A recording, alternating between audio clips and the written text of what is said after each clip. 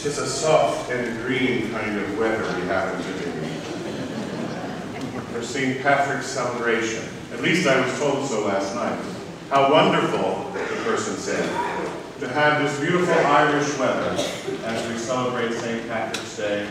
It's a glorious thing indeed, and I thought to myself, indeed, they didn't leave because of persecution or famine. It was the weather that drove them all out. Nevertheless, it serves its purpose.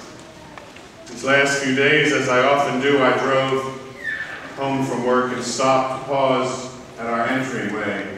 And one of my favorite places, you know my examination of conscience about looking in the natural world for where God's presence is and where beauty is to look at this wood line across the back. It won't always be there, I'm well aware of it. I don't want to take it for granted. But it's always changing.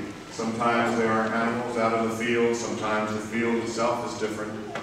But over the last couple of days, there has been a spectacular little display. I don't know if anybody else has noticed it. It certainly stopped me. You have this line of trees darkened by the wet, cold weather, very much looking every single inch of winter. And they are right in the middle of this long line of tall trees. Standing out amidst them all is this one small, brilliantly white tree, just gloriously lifted up in the blooms of spring, screaming, "Don't give up, spring's coming, trust me." And I do watch it for that, I'm sure. But I also watch it and note how it stands out beyond all the others, all these other very big, powerful oaks and pines and gums and all the rest. And then this little Bradford pear or wild apple or whatever it is, standing there just resplendent in the coming of springtime. It comes to mind as we listen to today's gospel and today's powerful readings. The readings we have today, remember, are ancient in the history of the church. They have been proclaimed on this day in East and West for approximately, how many centuries since the 4th century? Part of our liturgy, part of our Lenten journey, this Sunday, next Sunday, the following. These snippets from the Gospel of St. John that so visually and powerfully talk about the sacramental signs that are calling to our elect. Today, of course, the sign of water. Last night, they received their first scrutiny. And as they were dismissed, they took with them the waters of our baptismal font. They are hidden now, those living waters, in our midst, so that as they long for new waters to be blessed at Easter, we too long for the refreshment of new Easter waters to cover us and cleanse us in our own renewal of our baptismal vows. The readings are powerful, but they bring to mind, especially with my little tree to remind me, what seems to be a simple but a true reality. Have you ever noticed that sometimes the hardest things to do are in fact the easiest things we are asked to do? I mean, it is the easiest thing to look at someone who has hurt us and say, "I forgive you." 3 words, spoken at least as a beginning of the process of reconciliation. Or, to the other side, to say, "I'm sorry, forgive me." And yet, doesn't it seem when you're picking up the phone to make those words, the phone is so heavy, when you're coming to say those words, you wonder if they will ever tumble out of your mouth. It is the easiest thing to say to that person you have said forever to, once upon a time, a long time ago, "I love you, I choose us, you are the only one for me." And yet, isn't it the hardest thing to just out of the clear blue sky to say them and to mean them? And yet, it is when they come right out of the clear blue sky that they mean the most. It is perhaps the easiest thing to say while you're at school, that you're a Christian and that church means something to you. Talk about what you did at St. Stephen's on the weekend before, to invite your friends to come with you to youth group.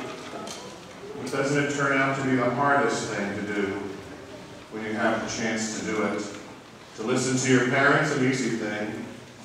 The hardest thing, when it really comes to do what they say, to turn away from the party or move out of the group of friends that in their wisdom they realize are leading you in a different place. Sometimes the hardest things for us to do as Christians are really the easiest things. We need living water, a refreshment. We need the flow of grace in us to get us over the hump to do them. That's what happened, of course, to our Samaritan woman today, you know. She wasn't a popular figure. John makes it very clear. She's coming to draw water in the middle of the day. Well, no one draws water in the middle of the day. Nobody else was there. It was hot, and every place was closed down. The place was deserted. The women of the village would come in the morning when it was cool or in the evening. She didn't. She came in the middle of the day because they didn't let her come any other time. She was an outcast. It was apparent. And Jesus knew it. When he looked into her heart and saw how thirsty she was, going from relationship to relationship, none of them reflecting grace, he realized that he alone could bring her something. And all she needed to do was to say yes. Do you see how hard it is for her in the dialogue to finally admit it? She kind of debates with him, she spars with him, and then finally, when he looks into her heart and still accepts her, something strange happens. She does the hard, easy thing, accepts him, and she who was the outcast of her village becomes its source of announcing good news. She runs back to the village, and the village that would have nothing to do with her suddenly is following her to meet the Messiah, who stays in their midst and saves them. That, of course, is the result of doing an easy, hard thing. You know, my sisters and brothers, oftentimes we make holiness something far more difficult than it really is. God has never said to anyone here, look, I want you to be miserable for my sake. He's never said to any young person, I want you to live by my rules so that you will have no friends and so that you will be absolutely alone every Friday night and no one will like you. Just do it for me. You'll get yours in the end. That's not him. What he does say to all of us is that if you drink from my living water, you will have life. If you are washed in the waters flowing from my side, the things that hold you back, the things that make it so hard to do the little things well and with love, those things will be washed away. And alone? Not in a million years. That lady there in that Samaritan town realized that when she announced good news, not the news of her own self or her own life, all of the town wanted to be with her. When we announce good news in our offices, when we look at our spouses as the gates of heaven that they are, when the treasure trove that is our marriage sacrament overflows through us to our children, and we actually stand apart doing the right thing, well, in fact, we are liberated and joy comes. I think I know why it's hard. It's like our little tree.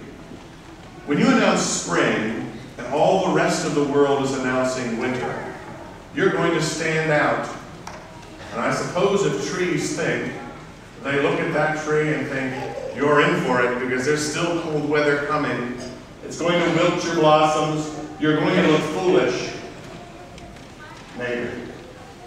Or maybe, just maybe, the weather will get better. And our little white-clad apple knows that. And maybe, just maybe, it will be contagious and coax the green from all